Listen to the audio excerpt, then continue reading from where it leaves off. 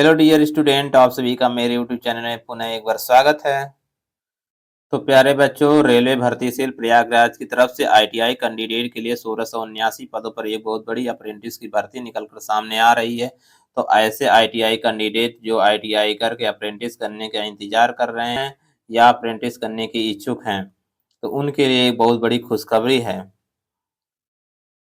तो आप लोग वीडियो में लास्ट तक बने रहिएगा, क्योंकि आगे की वीडियो हम इसी अप्रेंटिस भर्ती के बारे में बताएंगे कि इसके आवेदन कैसे होंगे, अप्रेंटिस करने से क्या फ़ायदा है और नहीं करने से क्या नुकसान होने वाला है, एज की क्राइटेरिया क्या होने वाली है, कौन-कौन से आईटीआई के ट्रेड इसमें एलिजिबल हैं और इसके सिलेक्शन प्रोसेस क्या होने वाले हैं और इसमें क्या सैलरी मिलने वाली है आदि इन्फॉर्मेशन को हम इस वीडियो के माध्यम से बताएंगे।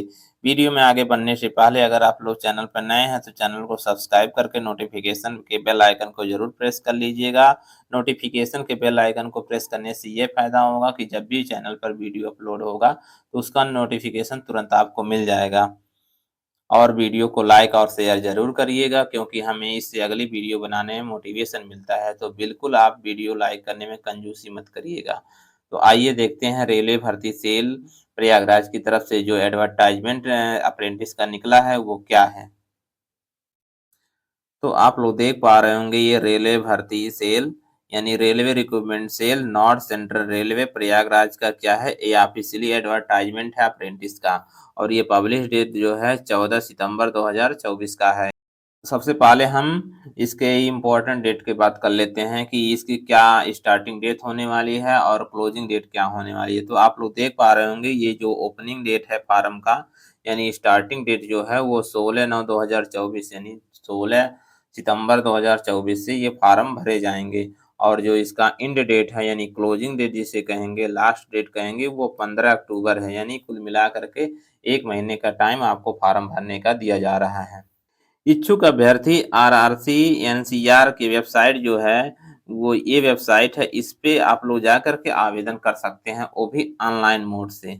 ऑफलाइन भरने की कोई प्रक्रिया नहीं है। आगे हम देखते हैं कि अप्रेंटिस करने से क्या फायदा होने वाला है। तो आप लोग देख पा रहे होंगे, यहाँ पे जो लेवल 1 की भर्ती होती है, रेलवे भर्ती बोर्ड कराता है, उसमें आप लोगों को फायदा होगा कि आपको 20% जो होगा वो कोटा रिजर्व रहेगा। किसमें? लेवल 1। अब लेवल 1 के अंतर्गत जो भर्तियाँ होती हैं वो ग्रुप डी की होती हैं। ग्रुप डी के अंतर्गत जैसे गैंगमैन, ट्रैकमैन, पॉइंटमैन और गेटमैन, ये सब की जो भर्तियाँ होती हैं, जिसका पे स्केल होता है 18,000 से 56,900। ये आपको क्या होता है? फायदा होने वाला है। इससे आप लोगों का क्या होता है? 20% कोटा जो रिजर्व होता है। इसके पहले आप लोग जो देखे होंगे भर्ती 2019 में आई थी, उसमें 1 लाख प्लस वैकेंसी थी, जिसमें से 20,000 ऐसे कैंडिडेट के लिए था रिजर्व, जो अप्रेंटिस आईटीआई अप्रेंटिस किए थे। तो इससे आपको बहुत बड़ा फ़ायदा होने वाला है रेलवे भर्ती के जो डायरेक्ट भर्तियाँ होती हैं उसमें। और जो लोग नहीं करेंगे, वहीं पे आप लोग देखे होंगे कि जो आईटीआई अप्रेंटिस करके उनका कट ऑफ कम गया था।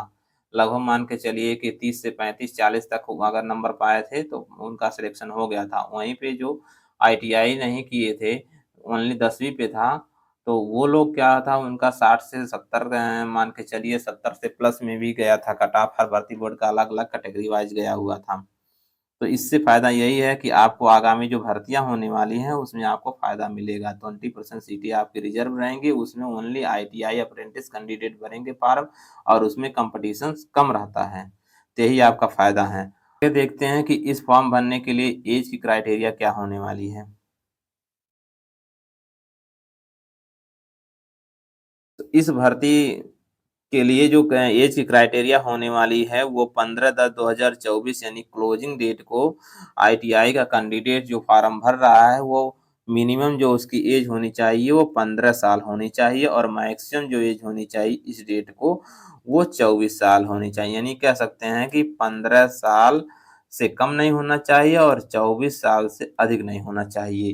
किस डेट को? ये 15/10/2024 को। 15 अक्टूबर 2024 को 15 साल हो जाना चाहिए कैंडिडेट का जो आवेदन करना चाहता है।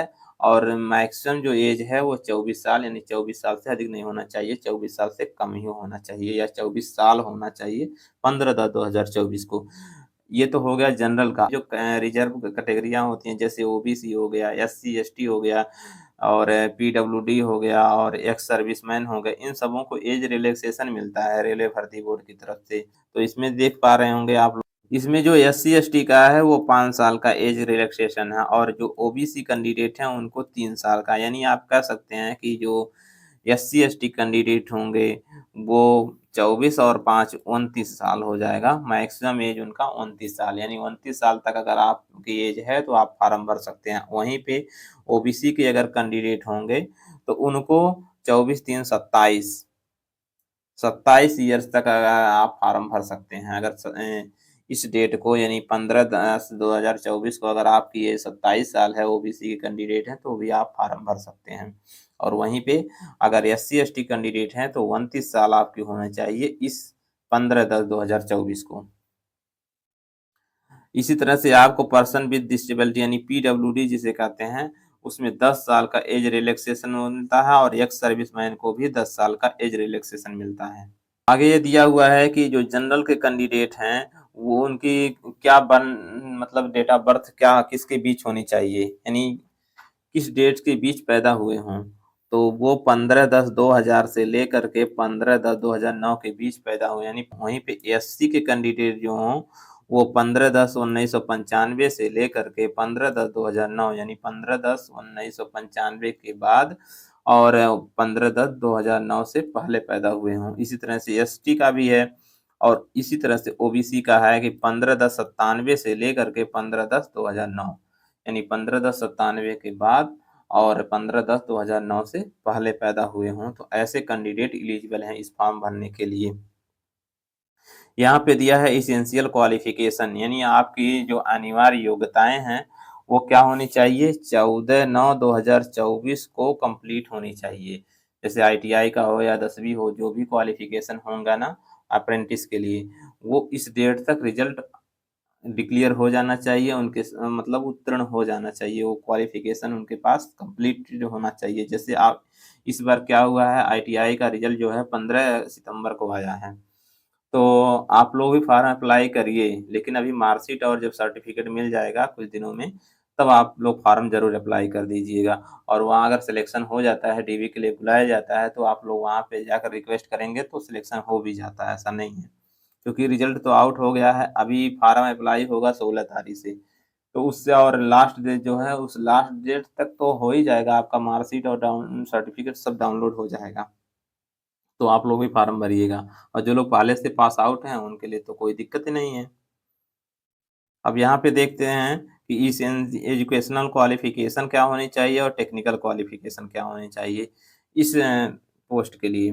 तो जो कैंडिडेट फॉर्म अप्लाई करना चाहते हैं वो यहाँ पे लिखा हुआ है कि जो 10वीं में हो वो मिनिमम 50% मार्क अगर पाए हैं, यानी वो 50% मार्क उनका 10वीं में है, तो वो फॉर्म के लिए एलिजिबल है। और साथ ही आईटीआई पास होना चाहिए संबंधित ट्रेड में, चाहे वो एनसीबीटी हो या एससीबीटी ट्रेड हो, कोई भी हो, लेकिन उस रिलेवेंट ट्रेड में जो होना चाहिए 10वीं के साथ आईटीआई होनी चाहिए। अब देखते हैं कि टेक्निकल क्वालिफिकेशन में क्या है, तो वो है आईटीआई। और वो आईटीआई कौन-कौन से ट्रेड नीचे दिया हुआ है, इन्हीं ट्रेडों के कैंडिडेट एलिजिबल हैं इस भर्ती में, उन्हीं के लिए ये वैकेंसी निकली हुई है। तो जो ट्रेड एलिजिबल है वो ट्रेड है fitter, plumber, welder, mechanic cum operator electronic communication system, उसके बाद armature binder, health sanitary inspector, machinist, multimedia and web page designer, उसके बाद से carpenter, MMTM, electrician, crane, painter general, draftsman civil, mechanic diesel, stenographer English, IT information technology and electronic system maintenance और stenographer Hindi, wireman, turner, blacksmith और last में COPA. ये कुल 22 ट्रेडें हैं जो इस भर्ती में एलिजिबल हैं। इन्हीं के लिए ये भर्ती निकली हुई है, इन्हीं में पोस्टेड हैं, इन्हीं ट्रेड के बच्चे इस भर्ती के लिए आवेदन कर सकते हैं। बाकी और ट्रेड के बच्चे नहीं इसमें कर सकते हैं आवेदन। अब यहाँ पे और दिया हुआ है कि आप ऐसे स्टूडेंट जो आईटीआई में फेल्ड हो गए हैं, यानी अभी जो आईटीआई में जिनकी क्लियर नहीं हो पाई, किसी विषय में बैक ले लिए हैं, तो वो एलिजिबल नहीं है। ऐसे स्टूडेंट जब तक उनका बैक क्लियर नहीं हो जाता है तब तक वो फार्म भरने के एलिजिबल नहीं है, तो ऐसे स्टूडेंट बिल्कुल फार्म को ना भरें। और तीसरा जो पॉइंट दिया है, engineering graduate and diploma holder are not eligible to apply apprenticeship in response to the notification.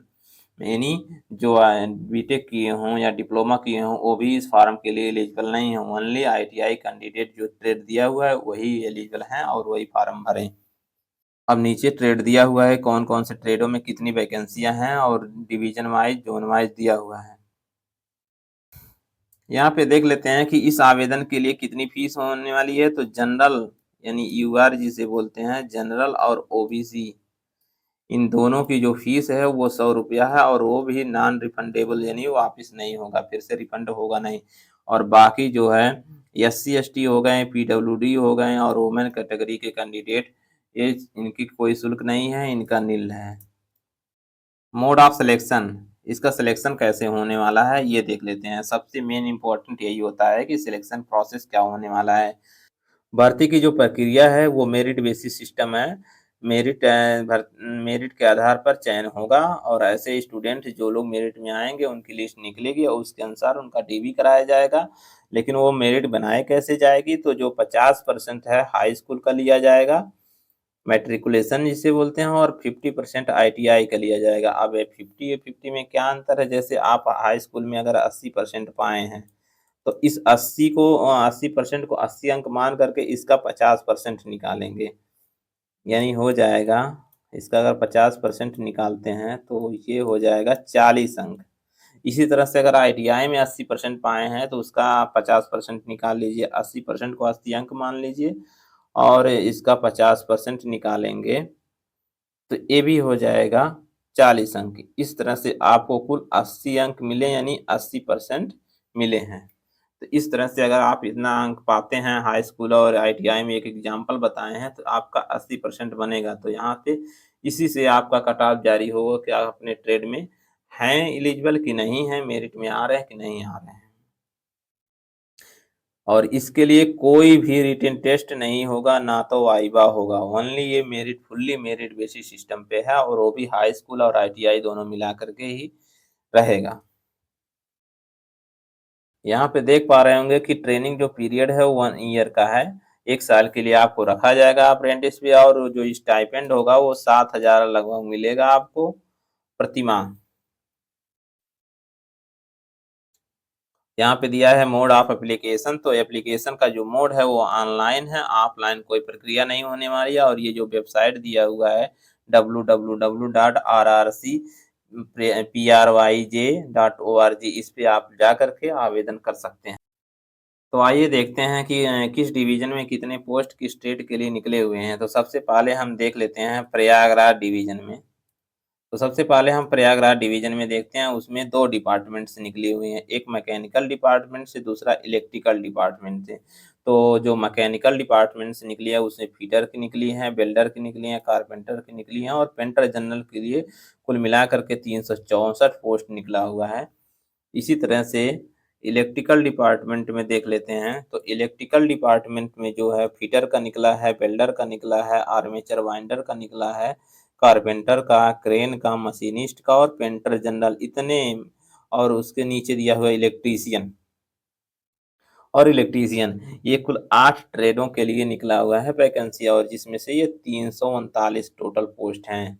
ये इलेक्ट्रिकल डिपार्टमेंट के हो गए हैं, ऊपर के जो थे 364 पोस्ट मैकेनिकल डिपार्टमेंट के थे। ये तो प्रयागराज के हो गए। अब आते हैं, अगला जो डिवीजन है वो झांसी डिवीजन है। झांसी डिवीजन में भी हैं और झांसी वर्कशॉप में भी होंगे। तो यहाँ पे अभी झांसी डिवीजन का देख लेते हैं। यहाँ पे फिटर का निकला, इलेक्ट्रीशियन का, डीजल मैकेनिक का है, पेंटर का है, कारपेंटर का है, ब्लैक स्मिथ का है, वेल्डर का है, टर्नर का है, मशीनिस्ट का है, कोपा का है। इस तरह से कुल 497 पोस्ट निकले हुए हैं, अलग अलग ट्रेडों में हैं। इसी तरह से वर्कशॉप झांसी में भी निकला हुआ है। यहाँ पे फिटर है, वेल्डर है, MMTM का है, मशीनिस्ट का है, पेंटर का, इलेक्ट्रीशियन का और स्टेनोग्राफर हिंदी का भी है। कुल मिलाकर के 183 पोस्ट के लिए वैकेंसी वर्कशॉप झांसी से निकला हुआ है। अगला जो डिवीजन है वो आगरा डिवीजन है। आगरा डिवीजन से भी इसी तरह से सभी ट्रेडों में वैकेंसियाँ निकली हुई हैं। आप लोग देख पा रहे होंगे, ये फिटर का है, इलेक्ट्रीशियन का, वेल्डर का, मशीनिस्ट का, कारपेंटर का, पेंटर का, आईटी का।